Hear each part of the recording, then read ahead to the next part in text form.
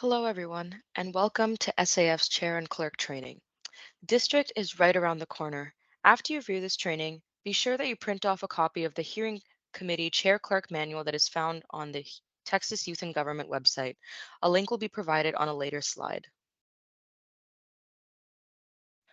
First, when opening up a committee, take attendance. Any delegate not present should be placed at the bottom of the docket as they may arrive later. If a delegate asks to be put on the top of the docket, as they were approved to leave early, that is fine. The chair and clerk should be at the bottom of the docket, and if time runs out, they may not be able to present their proposal.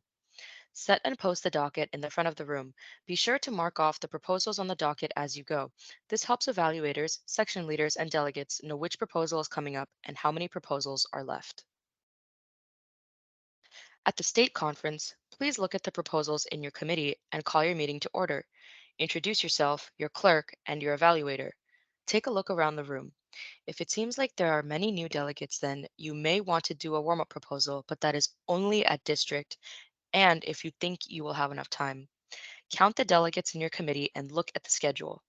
Do this throughout the day with remaining proposals and time left in the committee.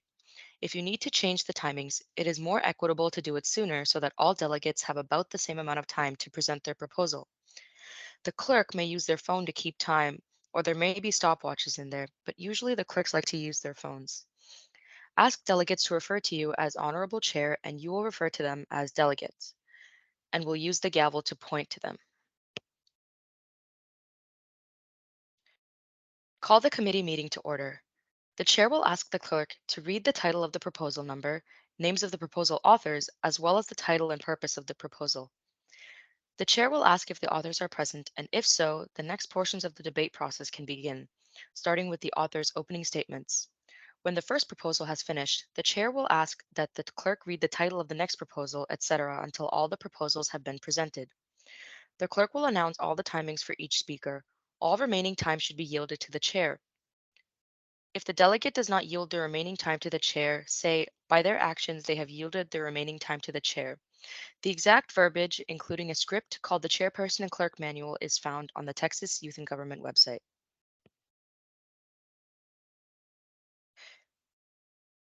The amendments must be submitted before the opening statement. The proposal author will have their opening remarks of 2 minutes. There will be a 2-minute technical non-debatable question period during which each delegate who would like to ask a question will have up to a minute. The questions during this period must be about non-debatable matters. The answers must also be factual. They do not have to use the entire minute. They can yield their time to the chair. Each delegate has one time to stand up and question the proposal author per proposal. Delegates can also choose to ask a series of questions if they have more than one. After the question answer period comes the proponent opponent debate period.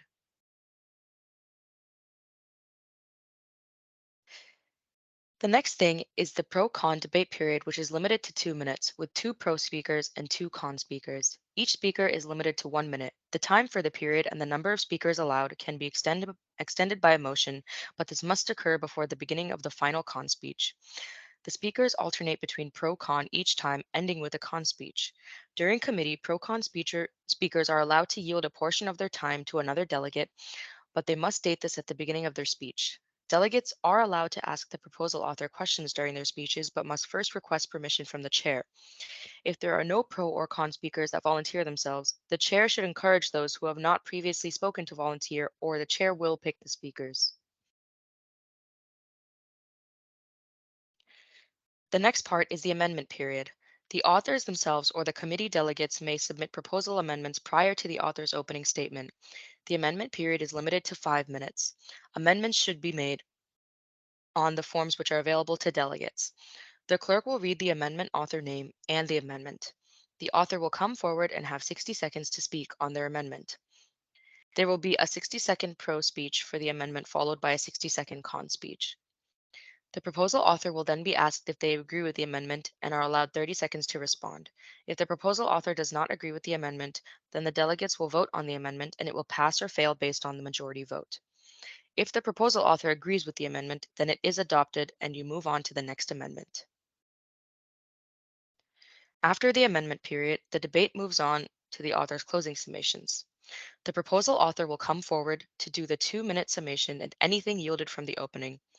Once the author has concluded their closing summation, all committee delegates will fill out evaluation forms provided by the conference with various criteria based on the quality and presentation of the proposal. Once all forms have been completed and submitted, the chair can move on to the next proposal. The specific language the chair clerk should use when speaking to the delegates can be found in the State Affairs section manual. The chair should tell delegates when they have done something out of order, such as not stating their name or delegation, asking a debatable question during the question answer period, or causing a disturbance to others in the committee. Also, some general tips. Begin your committee ASAP even if the evaluator isn't there yet. If committee is running too long, ask for a motion to suspend committee rules to shorten number of pro-cons, amendments, and Q&A time.